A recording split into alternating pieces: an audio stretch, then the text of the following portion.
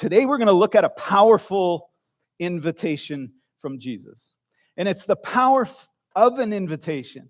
It's how Jesus invites us.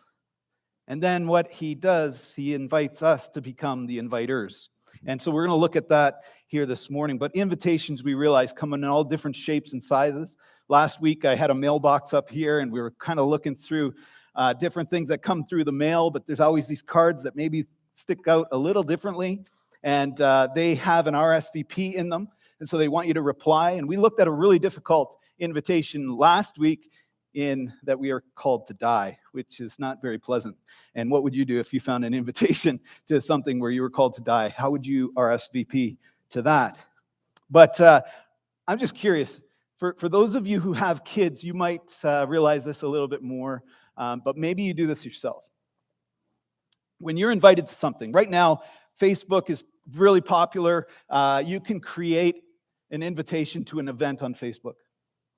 But I'm going to ask you, most likely you would say this about your kids, but I'm sure that there's something in you that does this as well. Before you click yes to the invite, do you click to see who's going before you do?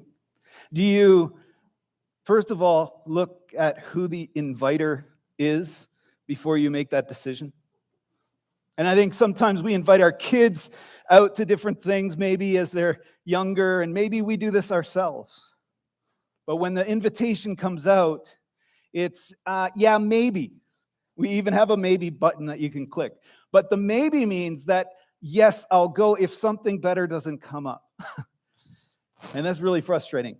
To try to have someone that makes a commitment to an event, especially when the inviter is inviting you to something, and we have this tendency to not want to commit until we have all the facts of who's going to be there. Now, I'm just curious, as we think about the invitations of Jesus, I think of Jesus as one of the greatest inviters, and we're going to look at this today. He's always looking for people. Jesus is always seeking out people to follow him. And he's always inviting people out of the life that they were in into a life that is going to give them life to the full. Something that they would never have imagined would be possible. And Jesus, the inviter, had an incredible way of inviting those people who others would overlook. In other words, if you were to see the people that Jesus was inviting on the list on a Facebook event, you most likely would be going, not for me. You know, one of those people I really find interesting is this woman who is at a well. Jesus makes his way through to Samaria, which most Jews would avoid at all costs. He has a divine invitation that he wants to give this woman at the well, and he's breaking social barriers to get to her.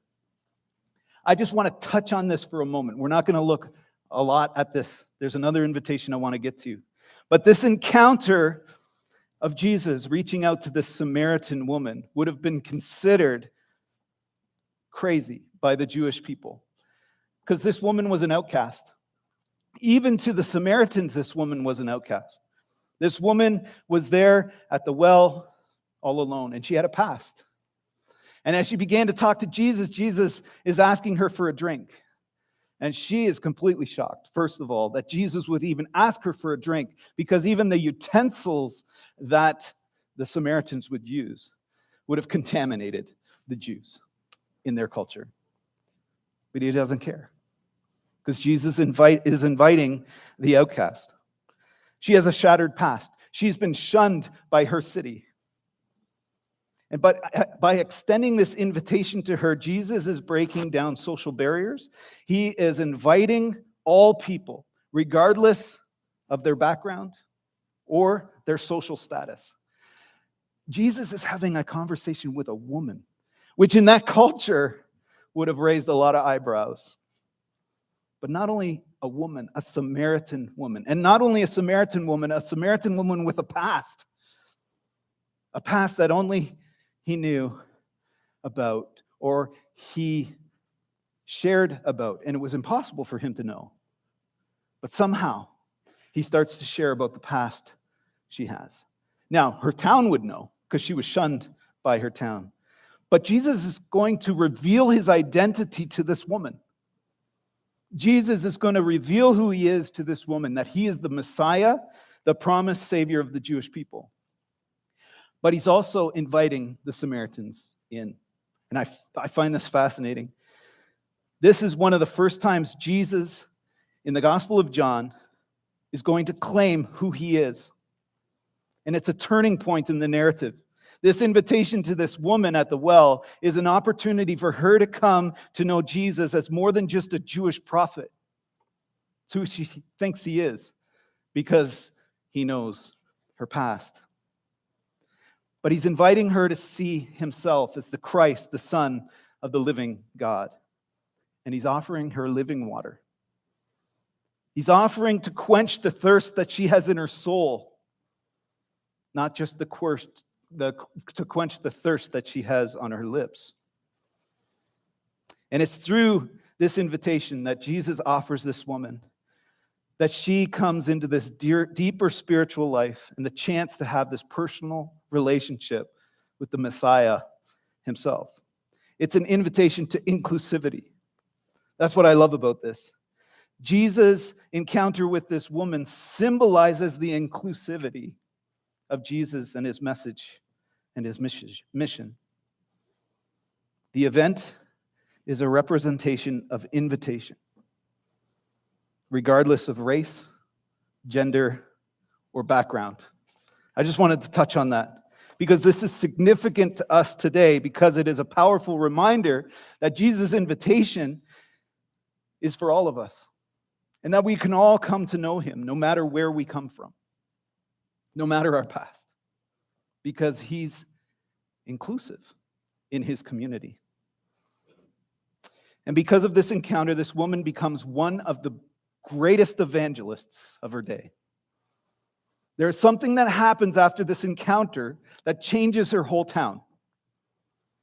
And I just want us to look at it. I don't want you to take my word for it. We're going to look at it together just here in John 4, 39 through 42. And this is what it says. Many of the Samaritans from that town believed in him, Jesus, because of this woman's testimony.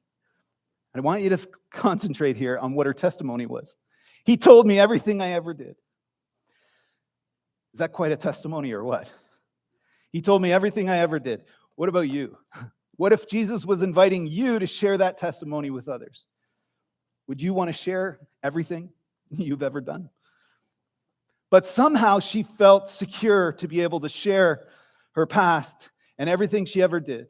So when the Samaritans came to him, they urged him to stay with them, and he stayed 2 days. And because of his words, many more became believers. And now they say to the woman, we no longer just believe just because of what you said. We have heard for ourselves, and we know that this man really is the Savior of the world. I love this. The woman goes and shares everything about Jesus, tells about her life and how he knew everything about her. The Samaritans come to Jesus because of this testimony. I love the fact of how the inviter, Jesus, invites the invited, us, this woman at the well, who now becomes the inviter. Let me say that again. The inviter invites the invited to become the inviters. Because Jesus sees people who most people pass over. Jesus includes people who others don't include. He is the great inviter who turns us into inviters. Now, Jesus pursued the disciples like this as well. And I want to share a fish sandwich here for a moment. We're going to look at one encounter Jesus has, but I believe it's the same encounter, but we're going to split it up. We're going to look at it in Matthew, and then we're going to look at it in Luke. And you tell me if it's the same encounter, just with a little more information brought to it. But Jesus pursued 12 guys that most everyone else had passed over. The rabbis of that day overlooked them. I mean, these guys were definitely not even on the radar of rabbis. These were fishermen. They were tax collectors. They were zealots. And Jesus saw something in them that others did not. And I want us to understand that maybe Jesus sees something in us that we don't even see in ourselves. Jesus saw something in them that others did not, and he saw potential, despite their weakness, to be leaders in his mission. He took the time to invest in these guys. Over 3 years he spent with them. And the disciples were not perfect individuals. They had their doubts, they had their fears, they had their moments of unfaithfulness. But despite all their faults and their failures, he still pursued them. And I'm reminded of the words of the Apostle Paul, because this gives us hope for everyone, especially myself. But God chose the foolish things of the world to shame the wise, and God chose the weak things of this world to shame the strong. One of my favorite passages in Acts is this passage. And this Peter and James, as Jesus is now ascended back into heaven, are out sharing the message of Jesus to others. And this is what they said about them. In Acts 4:13, it says, when they saw the courage of James, and John, and realized that they were unschooled, ordinary men, they were astonished, and they took note that these men had been with Jesus. I love this.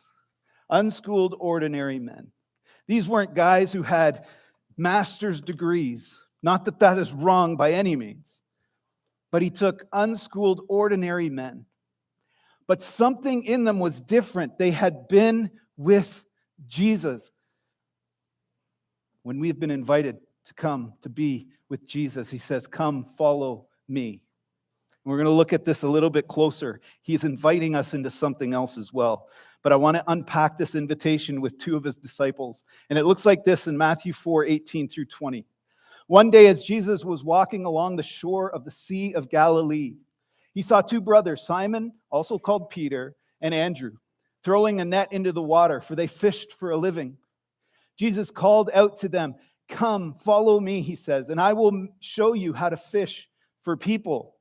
And they left their nets at once and followed him. Do you know that this verse bothered me for many years of my life?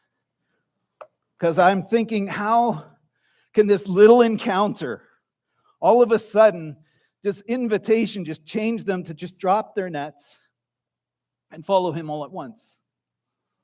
And maybe you're feeling that. Maybe Jesus is inviting something to you that's really difficult. Maybe Jesus is inviting you into something that's really difficult. But I think that Jesus finds people. That's the first thing I want us to see. This was not a coincidence. And maybe, just maybe, the inviter that invited you to come and follow Jesus, that was not a coincidence either. Maybe it was a divine encounter. And I believe this is a divine encounter. Because Jesus is seeking out these guys. It's not just a coincidence. And I believe also that Jesus just doesn't see people for who they are. I believe Jesus sees people for who they can become. He sees them for who they were created to be. What if we could see people in the same way? What if we saw people and the potential in people to become something that Jesus has called them and created them to be, instead of looking at the circumstances they find themselves in their lives? Jesus is always calling out our potential to join him on his mission to change the world. And it may be unschooled, ordinary people, even when we don't see it. But we're supposed to call the God things out of people. That's what he invites us to do. And our lives are to demonstrate and show people that following Jesus is much bigger than anything their lives can offer them. When Jesus invites his disciples to follow him, he speaks to them about something so much more significant than just everyday life.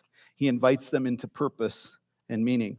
And that's why, come follow me, and I will show you how to fish for people. We're just going to look at that for a little bit today. See, we're not called to just follow Jesus. We're called to fish. And a first point that I want you to hear this morning is that followers of Jesus are called to fish for people. Now, you may not know this about me, but I made fishing rods for a living. It was a very short part of my living, but it was in Niagara Falls. I worked for Woodstream. You can look it up on the internet. It's a reputable company, and we made fishing rods.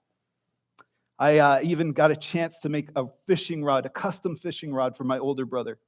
He's much older than me. He loved fishing. I made it custom. It had his name on it, engraved on it. It was beautiful. I still believe he has that fishing rod. Now, if you were to take me out fishing, you would soon realize that I know nothing about fishing. Hey, I made fishing rods, but I know nothing about fishing. I know that you have to have a hook. I get that. I know that you got to put it in the water. I know that you got to put some bait on it, like worms, minnows. You know, some even use grasshoppers or crickets.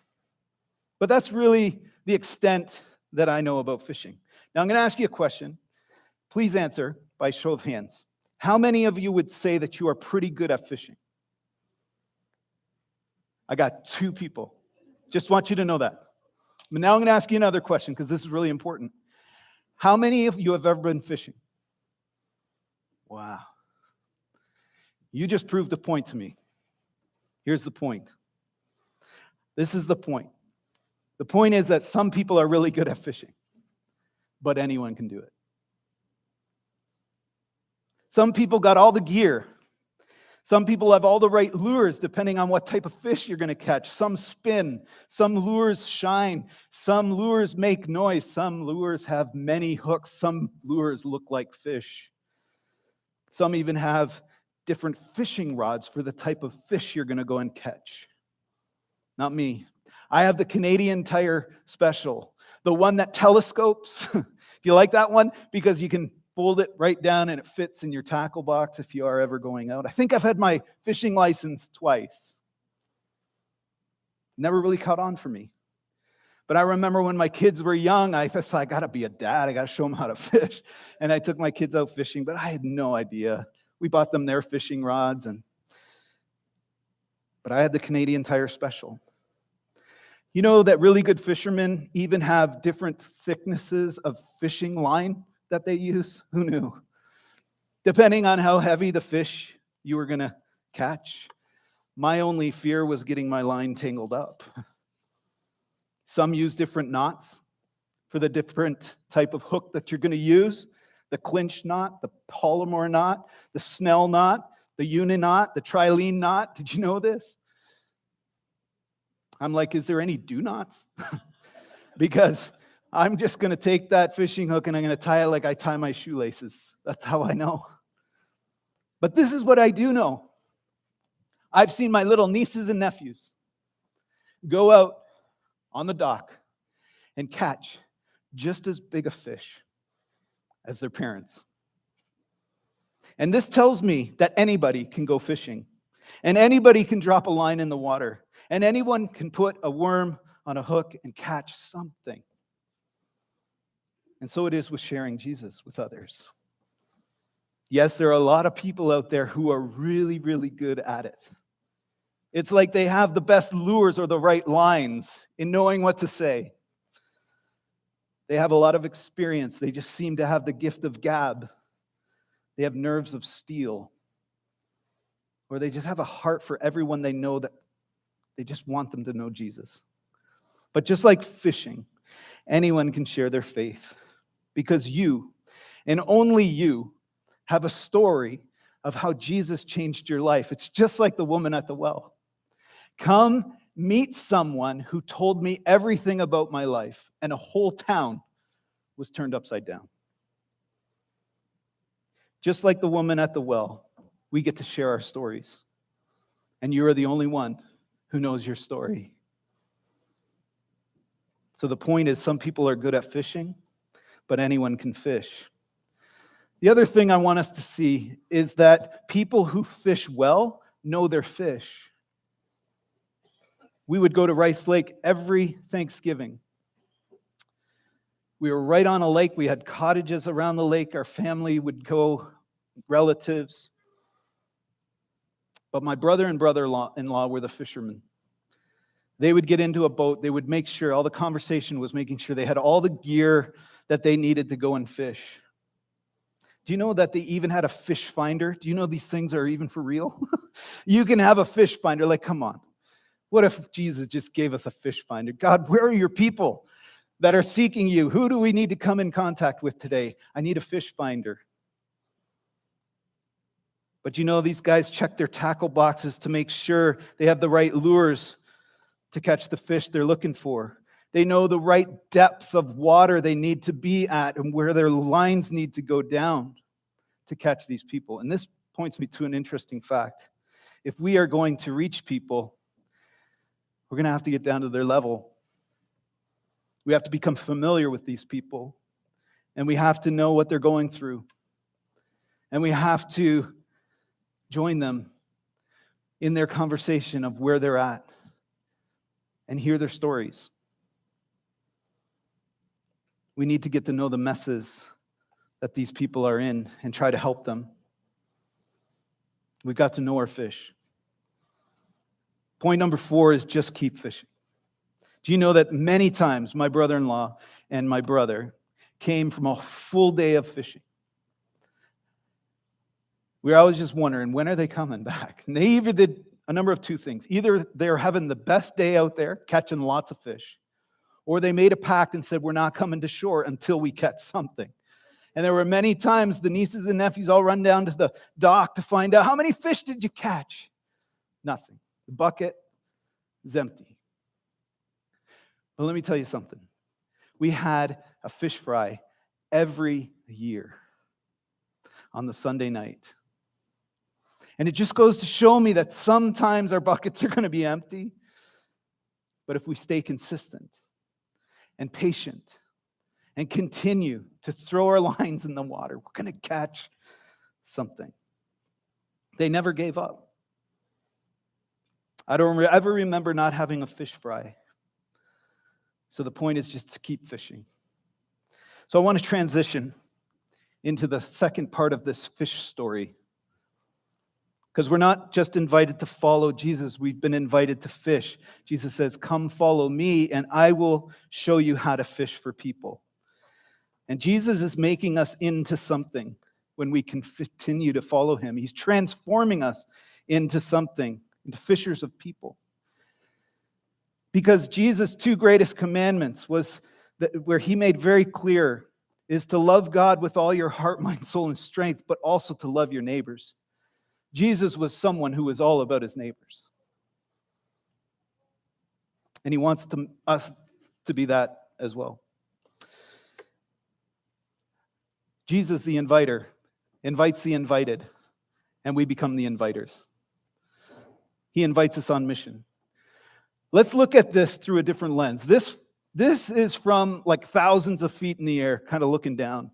I want to take a magnifying glass into this for a moment. Now, you can decide if you think this is the same story. I think it is. He uses a different name for the lake. I think it's the same name, just a different way that they said Sea of Galilee. This is Gennesaret. One day, as Jesus was standing by the lake of Gennesaret, the people were crowding around him and listening to the word of God. He saw at the water's edge 2 boats, left there by the fishermen who were washing their nets. He got into one of the boats, the one belonging to Simon, and he asked him to put out a little from shore. Then he sat down and taught the people from the boat. When he had finished speaking, he said to Simon, put out into deep water and let down the nets for a catch. Simon answered, Master, we've worked hard all night and haven't caught anything. But because you say so, I will let down the nets. When they had done so, they caught such a large number of fish that their nets began to break. So they signaled their partners in the other boat to come and help them. And they came and filled both boats so full that they began to sink. When Simon Peter saw this, he fell at his knees before Jesus and he says this, go away from me, Lord. I am a sinful man. For he and all his companions were astonished at the catch of fish they had taken. and so were James and John, the sons of Zebedee, Simon's partners. Then Jesus said to Simon, "Don't be afraid. From now on, you will fish for people." So they pulled their boats up on shore, left everything, and followed him. We get a little more detail here, but something stands out to me when Simon Peter falls to his knees and says, "Go away from me, Lord, I am a sinful man." And for some reason, Jesus doesn't say, "Yes, you are, and you can't follow me." Just like the woman at the well told her everything about her past, and she used that story to go out and bring people to Jesus. Maybe, just maybe, Simon was going to realize who he really is. I'm a sinful man, and you are Lord. And he trusted in the Lord, and he left everything. So here's the point. There are going to be times when it seems you have wasted your time, like these guys. But I want us to remember who created the fish. These guys were out all night fishing for fish and didn't catch a thing. Jesus says, "Put your nets back in." And they catch so much fish. Maybe he is teaching you and me that while the fish aren't biting, just remain faithful, patient, and consistent, because it's Jesus who brings the fish, not us. The pressure to catch fish is on Jesus. That takes the pressure completely off of us. And while you're fishing, remember that people are the priority for Jesus. Jesus gave the disciples a clear indication that he can be trusted, even to the point where they pulled up their boats on shore and left everything and followed him. Now I have a question for you, just to challenge us. What is it that keeps you from fishing for people? What is it that keeps me from fishing for people? In other words, what areas in our life are keeping us from trusting in the one who created the fish, who created the people, and is seeking and finding people, who is the inviter, who invites the invited, who now becomes the inviters? Who in your life needs to hear the story of how Jesus completely changed yours? Like the woman at the well who wasn't afraid to share with others how the Messiah knew all her garbage, and yet he still found her.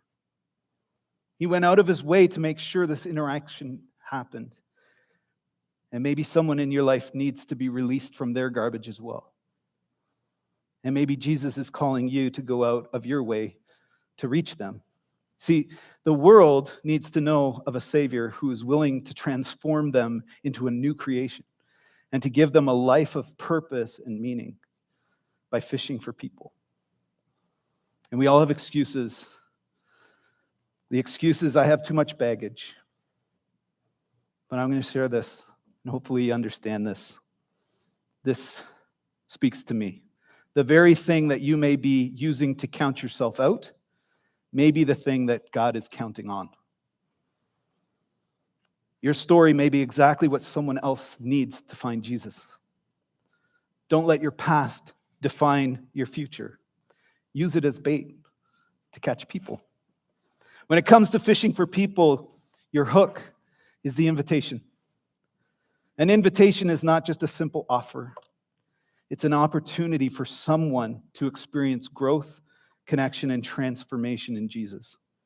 So today, as we get ready to have communion together, I just want you to think, and I challenge you to think about the people in your life and how you can extend an invitation to them. Let's use the power of invitation to make a difference in the world around us by fishing for people.